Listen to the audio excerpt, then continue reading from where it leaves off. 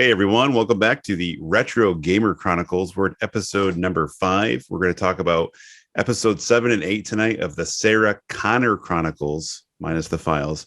This is Eric for Game Mode Retro. This is David, the lame dad. David, how you been, man? I feel like we took a couple weeks break, but we're back at it. We did. We took some time, and I think we both kind of enjoyed some time to kind of focus on life and unfortunately work. But Yeah. it's sometimes a break is good. But no, yeah, it's good to talk to you again, and it's good to go over this again. 100%, man. I feel like you had a busy week the week before that I did, and then I had a busy week, so it was like kind of back and forth. But we're right back with you. Hope you all had a great Thanksgiving. By the time you see this, it will have passed. So hope you had a great Thanksgiving with your families if you celebrate. And we're going to get right down to business, talking about the first episode tonight, episode 7, The Demon Hand. So we'll kind of do the same way we've been going. We'll go through, discuss the episodes, and we'll talk about them, and we'll share some of our feedback around it, and then we'll kind of go from there. Awesome.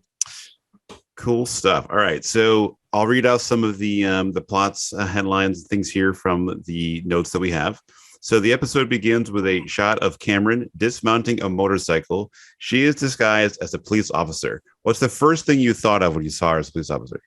So the first thing I thought of was the conversation you and I had previously, where you had mentioned that somebody familiar was going to be coming back into the story. Okay. And so when we see her dismount the motorcycle, she looks like the T-1000 from T2. Right. Complete with boots, a helmet.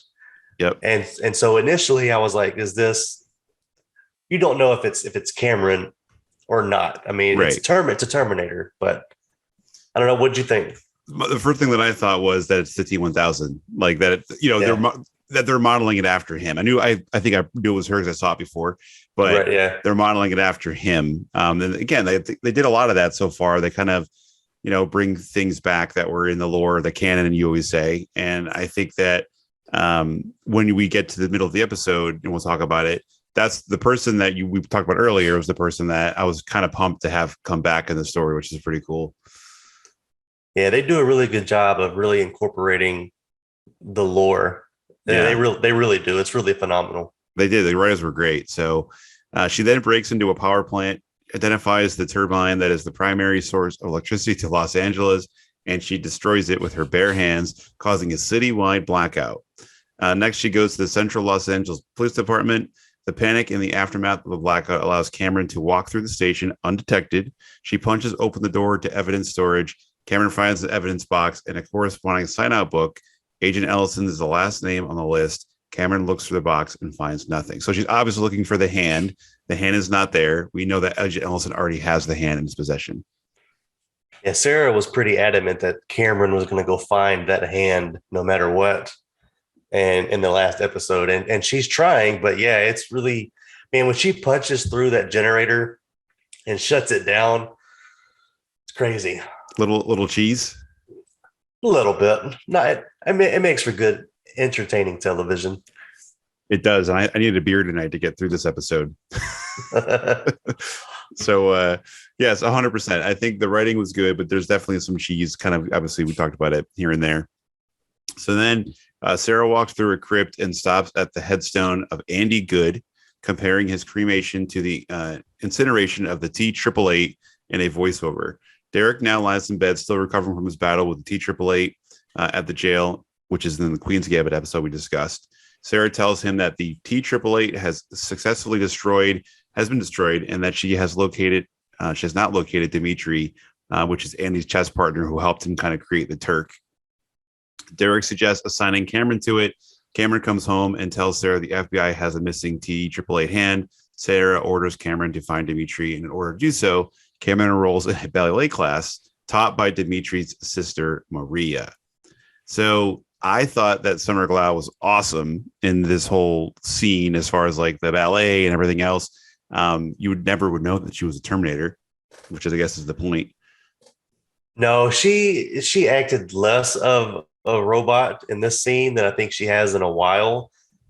But whenever she was responding to some of the initial questions from his sister, which I'm gonna be honest to you, at this point, like I forgot who Dimitri was. Yeah. I mean, they're talking about Dimitri and like, oh yeah, that guy. I mean, Mhm. he played such a small little role. They didn't really introduce him very well at all. Like Oh, even like in the episode when he's in the room with when Sarah comes in and it's Andy Good in the room at the chess tournament, they didn't really ever say, like, maybe very briefly, but not much that I remember at all. no, yeah. I mean, he makes a comment about like Andy to Sarah that he's never going to hit it or Right. whatever. Yeah. Yeah. But Yeah. Yeah. yeah, he was never Of properly course. introduced. Of course you remember that. That's awesome. That's so funny. I love this. Is what's so great about this stuff is I love this show. Um, all right, so she's there and doing the whole like she also can speak Russian. Obviously, she's Terminator. She can speak all languages, so she's listening into certain conversations. And there's some gangsters that are after Dimitri, so they're coming to her now, his sister, to find out where she is and where he is and all this kind of stuff. So meanwhile, Sarah calls FBI, disguising herself. Okay, timeout too. Who calls the FBI and like Yeah. asks for evidence when you're not really like an agent? Come on. Yeah. Who has the number? Like just right here, Yeah, Got the total number. cheese. FBI. Yeah.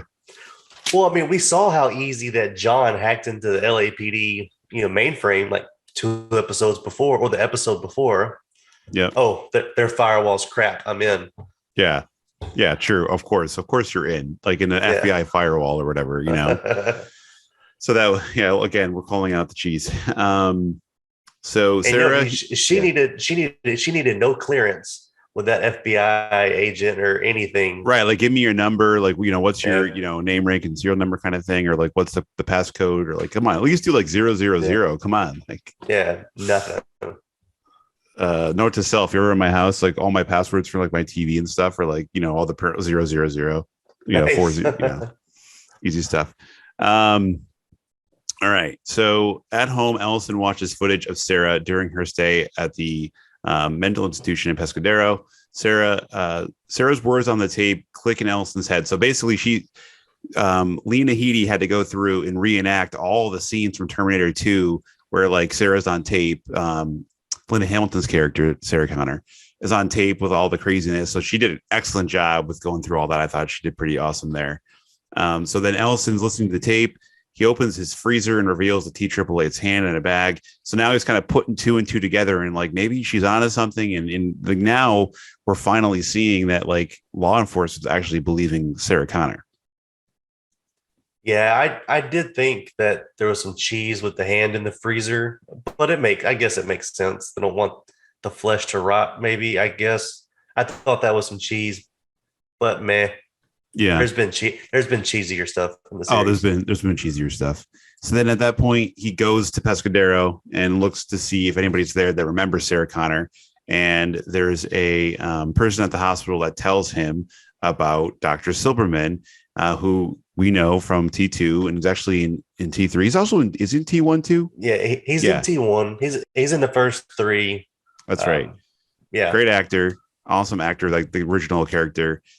So he basically the guy tells him that Silverman's still around, but he's living in the mountains, and he's basically like a recluse and doesn't talk to anybody anymore, probably because he went cuckoo from seeing all the Terminator stuff back in the day. Yeah. All right. So then again, another one here. Sarah breaks into Agent Ellison's house. Like, just okay. She, number one, she finds out where he lives, which I guess is whatever. But breaking into an agent's house, don't you think he'd have better security? You would think so. You would think. But again, I mean, after they hacked in, I guess they have every bit of information on every cop they could want. But yeah, Ellison just almost leaves the house unlocked. Yeah. With a sign. Here, Ellison lives here. Come on in. Take whatever you need. Make yourself comfortable. Put your feet up. Yeah. So she's looking for the hand, doesn't find the hand. As she's looking through the apartment, she sees all the tapes and she puts one on and sees that, okay, he's been investigating her and all this kind of stuff. Obviously, some more stuff than she thought he did. So she just kind of walks out and leaves. And that's the end of that scene there. This is funny. So John finds Derek cleaning their arsenal of weapons, which they have lots of guns, weapons on the floor of Sarah's room. Derek asks about Charlie, and John says that he can be trusted. So Charlie obviously is like Sarah's ex-boyfriend, from like fiance from back in the day. He saw a bunch of stuff that happened when Derek was shot, so he's kind of in the know now. Sarah comes home and wants John to find an address. Derek tells Sarah that Cameron needs to leave for John's safety. In the other room, John finds Sarah's tape from Pescadero. He takes it into his room and slides the VCR, which I love. The VCR is great. And then puts on the headphones, and then he basically waits for a little while. And he starts watching the video and starts crying because it's just like bringing up some bad, memories of his mom. Yeah, you gotta love the VCR. Yeah, I just because of my my CRT here, I actually just recently bought one, so I'm gonna have a VCR so I can. Nice. I don't know. I'm getting more into the nerdy stuff, I guess, as time goes on. But hey, you gotta love VHS tapes. They have some really awesome VHS wrestling tapes. I'm sure you know about. I have them. I still have them in storage. Yeah, I got a bunch. You were correct. You were correct, sir. All right, so Cameron tells Sarah that she's following up on Dimitri and the Turk, and Sarah tells Derek that Ellison has the hand. She thinks Ellison might know what's going on. John hands Dr. Silverman's address to Sarah, and he hurries out the door to school. She then notices that the tape in her bag is missing. She finds it in John's VCR, pushes it and watches it, and sees what he's been watching. The papers wave all parental. Oh, that's right. So she pushes it and watches it on the video inside Pescadero. The DCFS agent puts a document before Sarah. The papers waive all parental rights to John. Sarah signs it at the breakfast table. Cameron and Derek stare at each other. Cameron eats a piece of a pancake, then pushes the plate away. Derek says she might have fooled the Connors, but she isn't fooling him. He feels like she's really up to no good almost at this point. Yeah, something said, and I think it comes up that Sarah asked and John says that he's not hungry or whatever, or something like that. And Derek looks at Cameron and says, well, I guess you're not hungry either. And then she eats that one bite of pancake, just kind of shove it in his face. So yeah, there's something between those two. And we saw in the last episode that they had run-ins before, or what we thought maybe her, I don't know, but in the future, in the future, right? In the future, yep. Yeah, those two are Metal. funny. They're like siblings. Yeah, Metal. Yeah, they are like siblings. So they are pretty funny.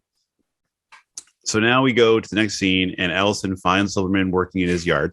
So now we get introduced to Silverman, who's played by, where is he on here? Bruce Davison. He's in tons of stuff. I on top of my head, I can't think of anything else right now, but I know he's a pretty good character actor. He's in lots of different things over the years. So Bruce Davison now is introduced to Dr. Silverman. Obviously, not the original guy, but I think he did a great job, overall. And we'll hear your opinion in a little while too. Obviously, a little bit of a crazy character, but I mean, he's crazy. So Silverman invites Ellison in for tea. So now the two sit down and talk about Sarah Connor, and they're basically looking back and forth. And when this is going on, I forgot about what happened. Obviously, so he poisoned the tea. Did you know? They were making a couple of cool glimpses towards the tea, kind of figured out he probably was. Did you figure it out or no? No, I didn't figure it out, but I thought it was cheese that he invited him in for tea. Yeah. I was like, I'm sorry to all the amazing people across the pond. That's not something that we really do. We don't have tea. Coffee would have been perfectly acceptable, but tea, and especially in bougie, pinky up little glasses. Well, he's in the woods, hey, you want to come in for a beer? Right. Yeah. Come in for tea. Yeah, that was a little cheese. Tea. And you're right. They kept alluding to the teacup. I was like, man, that's cheese. Right. But 100%. Obviously, like you said, he poisons the tea. So it's right. Okay. He poisons the tea. He falls down on the floor. He then finds Silverman has tied him to a chair. Silverman explains that he believes Ellison is from the future and maybe a Terminator. Don't forget, he saw all this stuff from T2, from T3, T1, 2. He saw all these things over the years. So he's now cuckoo in his head. So then he finds a small knife and forces it deep into Ellison's leg. That was a tough scene to watch. Ellison screams in pain, concluding to Silverman that Ellison is in fact not a Terminator. So that's why he did it, to make sure he wasn't metal. Silverman crudely fixes his wound. Silverman speaks like a madman about the apocalypse and recalls when the T-101 from Terminator 2 Judgment Day came to Pescadero to save Sarah. Ellison listens closely and asks him more questions about the day Sarah escaped. So basically, I won't go through. There's a lot of information here. Was there anything that you wanted to kind of point out during this conversation? I really like and appreciate that this series has paid such attention to detail to bring back and take liberties of tying up loose ends, maybe, or just bringing in characters. Dyson's wife. I'm sure at some point we may see Danny Dyson, Uncle Bob. These different characters. I love how they're sticking very close to the lore and they're really expanding on some things. And I love how they brought Silverman back. I don't like what they did here, though, like at all. Yeah, it was a little far out. At all. And we can talk a little bit about it in a little bit. I can talk about it more in a little bit. Yeah, because I mean, at this point, basically, Ellison's trapped inside. Silverman goes to the car, sees the hand, knows it has to be destroyed, throws it in the house, basically, and he lights the house on. He sets his own house on fire, right, with Ellison inside. So the house begins. Okay, yeah, there we go. So Sarah intercepts Silverman. She arrives. She punches him in the face and takes the hand. The house begins to explode, and Sarah hears a scream from inside the house. Later, as rain pours on Silverman, Ellison, now freed, kicks him away and demands the hand. Silverman says Sarah took it and begins laughing like a maniac. Later, Agent Ellison watches as guards lock Silverman into a cell in Pescadero. So after all this time, that I do like. I do like after all this time that he's in the cuckoo's nest. Oh, see, I don't. Well, I won't say that I don't. I don't like how they took the liberty of bringing Silverman back in, bringing him in on one episode and writing him off in the same episode. I could see that. You're right. I think that it should have been more of a slow burn. Like they packed everything into this one episode and then he's gone. Like I agree. So if it would be cool to have him over a number of episodes, I do agree with you on that. I mean, at least give him 2 episodes. I mean, don't get me wrong. Like he was kind of in Pescadero in T2 and he was I guess in T1. But he was just really kind of doing his job. The biggest thing he did was he would not let Sarah see John in Pescadero. I didn't have a ton of ill feelings towards the guy. I love how Sarah punched him in the face. Mm-hmm. That was pretty awesome. That was cool. But I really wasn't a fan how they wrote him off so quick. At least give the guy 2. He was in 3 Terminator movies. Like his character was in 3 Terminator films, and you wrote him off within 15 minutes, it seemed like. It was, yeah, it was pretty quickly, and a lot happened in those 15 minutes. He stabbed the guy in the leg. He set his own house on fire. Like, well, and I really like you're right. There was so much information packed in this 15-minute segment. There was an opportunity to expand on a lot of that. And he does mention how after the breakout day, let's just call it, after she escaped, they didn't talk about it anymore at Pescadero. So they do, but there was so much more room they could have elaborated on. He could have, the possibilities are endless. This is the first time in this series that they've done something like this that I really haven't really agreed with. Yeah, like you said, they've been pretty spot on with the rating. There's going to be some things here and there that we don't agree with, and I think this is, for sure one of them. So next we see Cameron returns to ballet studio. She watches Maria dance from the doorway. So basically now she's really acting more human. Obviously she doesn't know that, she is a robot, but the Russian gangster from before walks in. Cameron steps in, kicks the man to the ground. Cameron tells an astonished Maria that she's looking for Dimitri and that she can help him. Maria takes Cameron to Dimitri's hotel room. Cameron asks Dimitri what happened to the Turk. When he refuses to answer, Cameron offers him a priceless diamond. There's one spot here that I want to talk to you that we're going to get through in a second. I want your take on. He takes the diamond and says that a man came and offered him cash for the Turk. Dimitri sabotaged the Turk by programming it to throw the chess match so that the men could take the machine. Dimitri gives Cameron a piece of paper that supposedly says who has the Turk, or at least who took it. Cameron takes paper from Dimitri, then she leaves. She passes 2 armed men on the way out, supposedly the gangsters. They kick open Dimitri's door, and Cameron walks out of the hotel with a sound of gunfire and screams. coming from Demetrius Otom. I was kind of surprised that she didn't save them. I didn't think she would save Dimitri, but I thought she would save his sister. I was surprised that she didn't do that. I feel like that to me was good writing, because I think that they probably all assumed that we would think that she would save one or both of them. And by not, I think it almost, she's a Terminator and she doesn't have feelings. She has no emotion, even though I know that she's more like in debt to, like, you know, Sarah and John. She has no emotion for Maria. So I think that was kind of brilliant in itself, but I was kind of surprised at the same time. Yeah, I thought for sure she would save Maria. But yeah, no, you're right. Great writing that they were able to maybe foresee that. But they're also like you said, they're also hearkening back to like Derek's, you know, she's a Terminator. Yeah. Yep. It's just crazy. So then we get back to the cast, and Sarah asks Cameron about the Turk and about what happened to Dimitri. Cameron gives Sarah the paper Dimitri gave her and tells her that they're both dead, him and his sister. Sarah asks Cameron if she killed them, but Cameron tells Sarah that she is not the one who killed them. The way she said it was pretty cool. Yeah. Sarah continues into John's room and tells him that she's going to destroy the tape and that she didn't want to see it. She asks him if he noticed the date on the tape. John says it was the date Sarah gave up being his mother.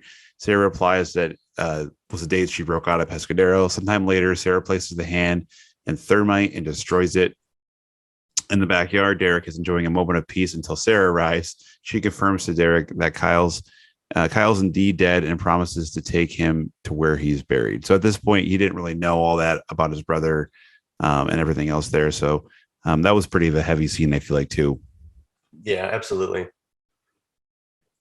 Dr. Silverman's words have begun to haunt Ellison as the agent knows that even though the doctor is mentally ill, he has confirmed the arrival of the future of the apocalypse led by the machines.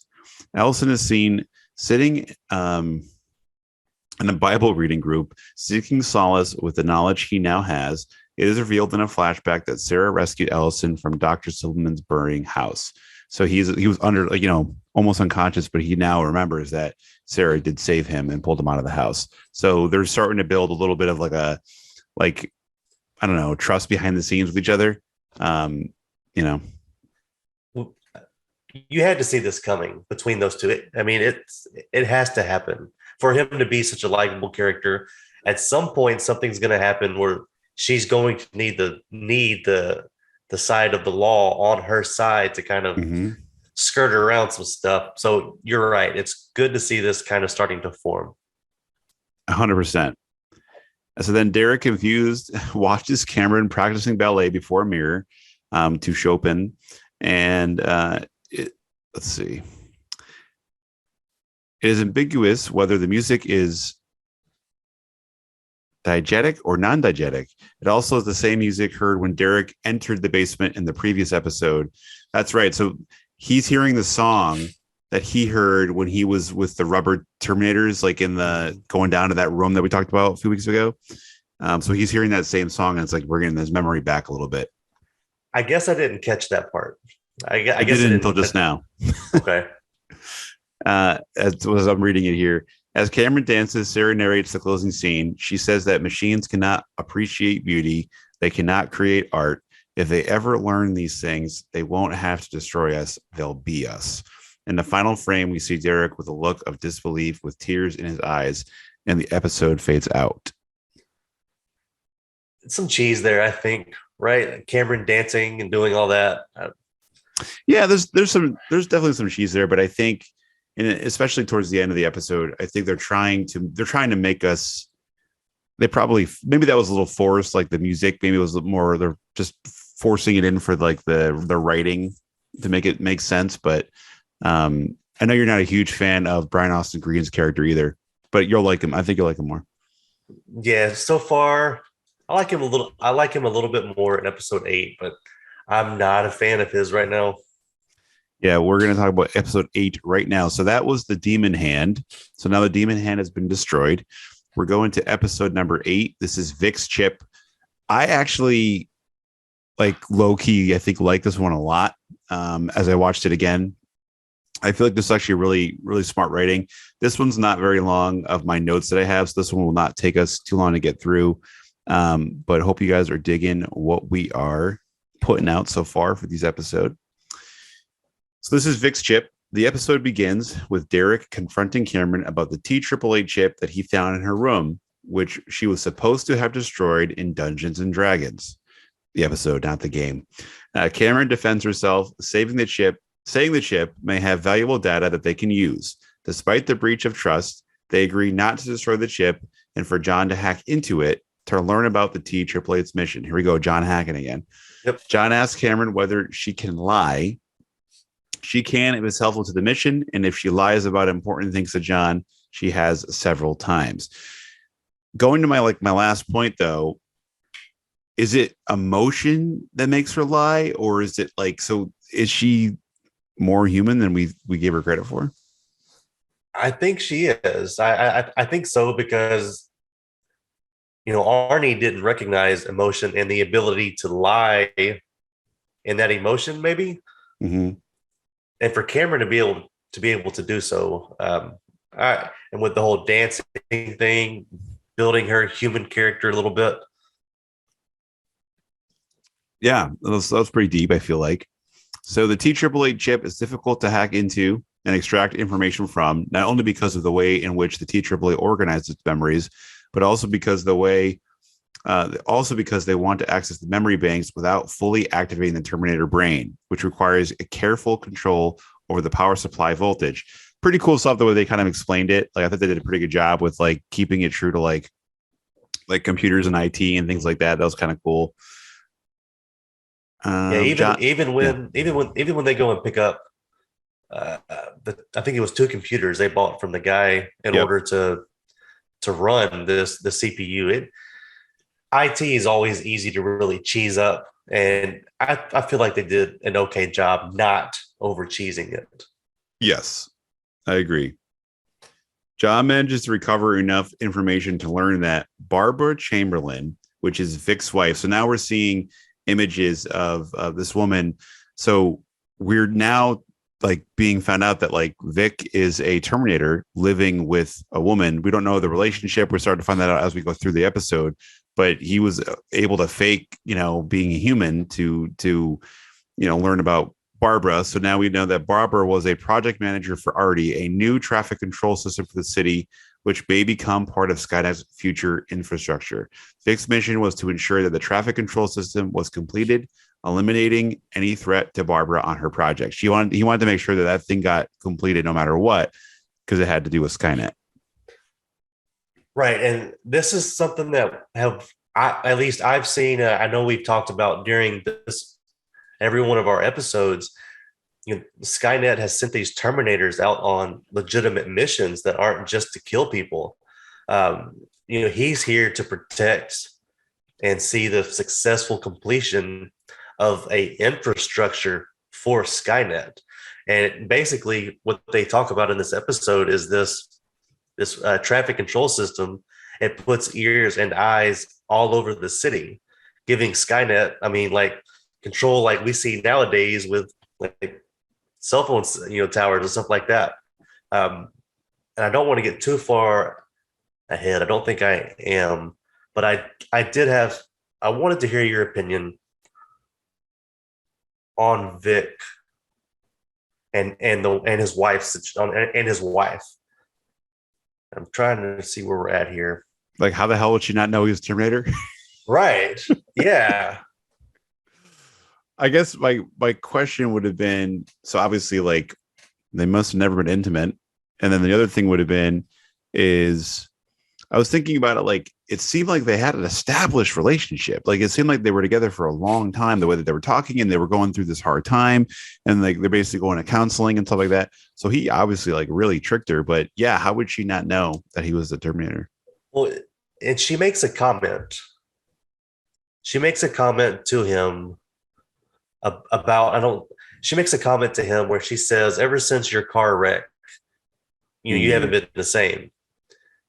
And I've got to believe that her husband was a legitimate dude, and then this car wreck was staged by Skynet, maybe to actually put a And Terminator in his okay, place. I was thinking about that. You're right. That's probably the only way they'd be able to do it. I'm like, maybe they killed the guy and then he took his place, but like that's basically what they probably did. That's actually, I didn't even think about that. That's a really good idea.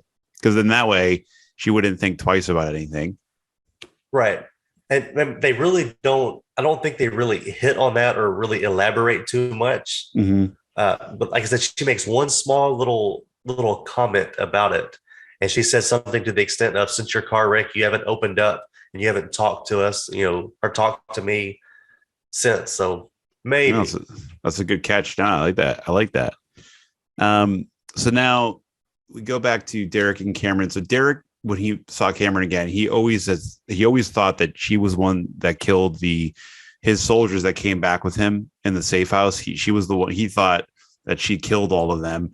But then while they're looking at the chip of the T888, he's able to see that Sales, one of the freedom fighters in his group, was being followed by Vick, and then basically that's the Vick's the one that killed him in the safe house. So that's how that whole thing came to be.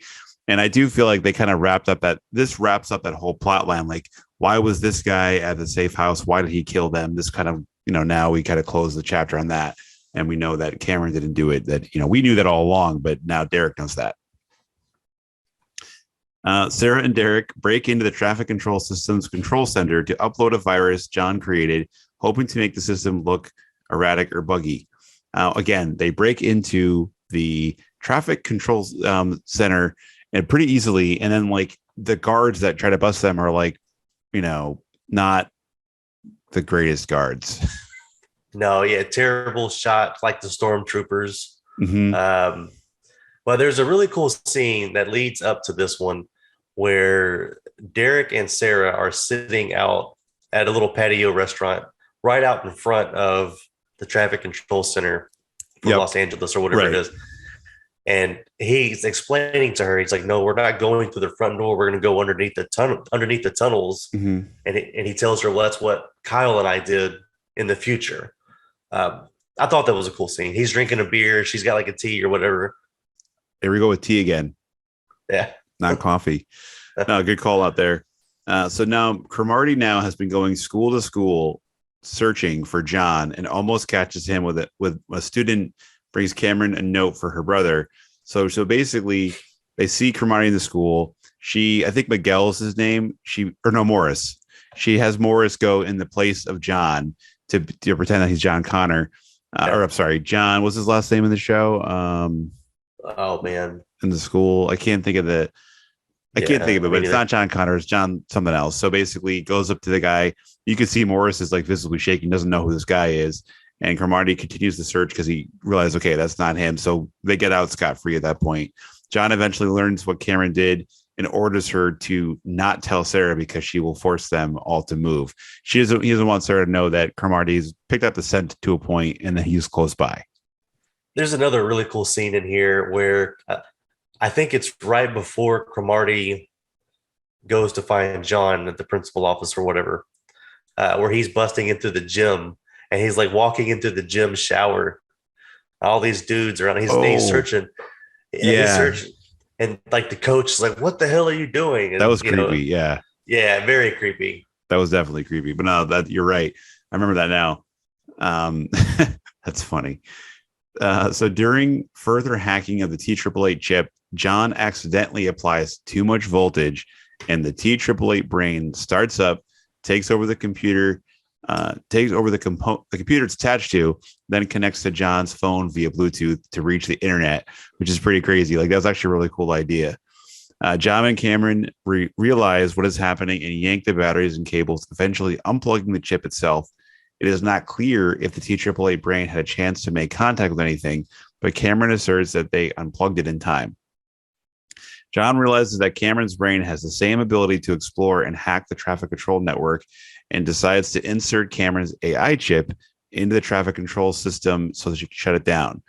So basically they have to go into they have to knock her out, they power her down, and they have to take the chip out of her, which is kind of a crazy scene. He just cut out the side of her head, and he was a little afraid to do it, but obviously Terminator, That's really awesome. I really like that scene. And she's very methodical about telling him how to cut and do things. Yep.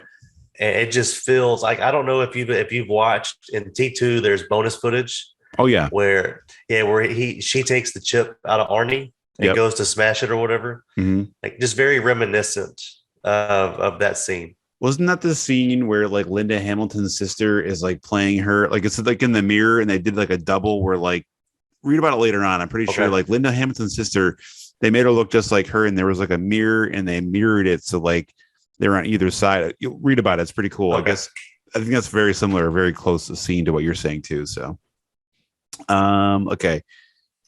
Derek takes Cameron's chip and warns John that one of the Terminators he trusts will end up killing him. John gets the chip and says, "Not this one." So then basically they put Cameron into the system, and she does what she's supposed to do: take the chip out of the system, go back, put it into Cameron, and and he shows that she has feelings for Cameron by stroking her hair. When Cameron reboots she states, "I saw everything inside of the whole system and everything else there." But it does. He is becoming pretty much attached to Cameron. Yeah, I love it. I think that it's great for the series. I Yeah. mean, he was attached to Arnie, for a Hmm. little while. No. Yeah. 100%. He really was. And then, so at the end of this episode, Sarah eventually realizes that Derek is Andrew Good's true killer. Derek, during Derek's shower, she's taking a shower. She like literally barges in and opens up the curtain. During Derek's shower, Sarah makes a threat that if he ever lies to her again, that she would kill him. Derek is speechless after listening to her threat, and it pretty much that episode kind of fades out from there. But that was pretty funny. She just like barges in, he's in the shower. Yeah, he was definitely taken back by that. 100%, he was. Man, I say 100% a lot. Damn, that was a lot in like the last like 2 minutes. No, man. Um, so anyway, All so good. that is episode number 7 and number 8 of the Sarah Connor Chronicles. So what did you think overall of these two episodes, David? I thought they both were very well done. Like I said, I really don't like how they brought Silverman back for 15, 20 minutes. Mm-hmm. I feel like he deserved another episode, another segment. I feel like there was opportunity there to expand or explore, whatever. But overall, I feel like the episodes were very well done, and the writing continues to get better. Um, I feel like there's less cheese than there was in the first few episodes. I don't know. What did you think? I agree. I feel like they had to do in the beginning of the first few episodes, they had to explain a lot more. And I think now that we're kind of like knowing who the characters are, and yeah, they're adding new people in, but the story arc with like Ellison and like now he's tracking down, he's starting to realize that like all this stuff is real and he's starting to believe Sarah. So it's like he's doing his own research. I thought the writing was really good for both episodes, and I really did like the whole Vick chip thing. I thought that was pretty cool with like him and his wife and playing that whole story out. Obviously, we didn't talk about it in this, but she does die. He actually does kill her in the episode, Vick. But it was really good. I thought it was pretty good overall. I'm looking forward to. Can't believe that we're already here. I feel like we keep talking about it, but you and I were talking about this months ago, and now we just did the first 5 episodes of our new show, and then we have one more for season 1. So we're going to be back with you guys next week for the finale of season 1, and that should be a fun episode. Looking forward to that one a lot. But this has been great, man. Retro Gamer Chronicles. We're at episode number 5, and it's just been a lot of fun. So It's been a great time, and we've got a lot of good feedback. And everybody that's watching along and keeping up with this, thank you so much. It really is a great series. I was telling a guy that I work with just last week, I said, man, I'm really surprised at how actually this is pretty damn good. yeah, And it's really surprising, but it's really good. yeah, man. That's what I was saying. I feel like it's it was one of those shows that kind of got overlooked at the Fox boom when they had all of these shows, but there's just so much here. And I'm telling you, like the end of season 2 will leave you wanting more, and be bummed out. I think the ending is overall solid, but it just you're gonna want more. But I think you're really gonna like season 2. It gets a little bit more cheesy for sure, but there's some really cool things in there too. Awesome. All right. Well, awesome stuff. Thank you guys for checking us out each week. We really do appreciate the feedback that we're getting. Any ideas or anything you want to see, let us know. Give us a thumbs up if you can, and tell your friends. We can get the word out there of the RGC. But this has been Eric for Game Mode Retro. This is David, the lame dad. We'll see you guys next week. Take care.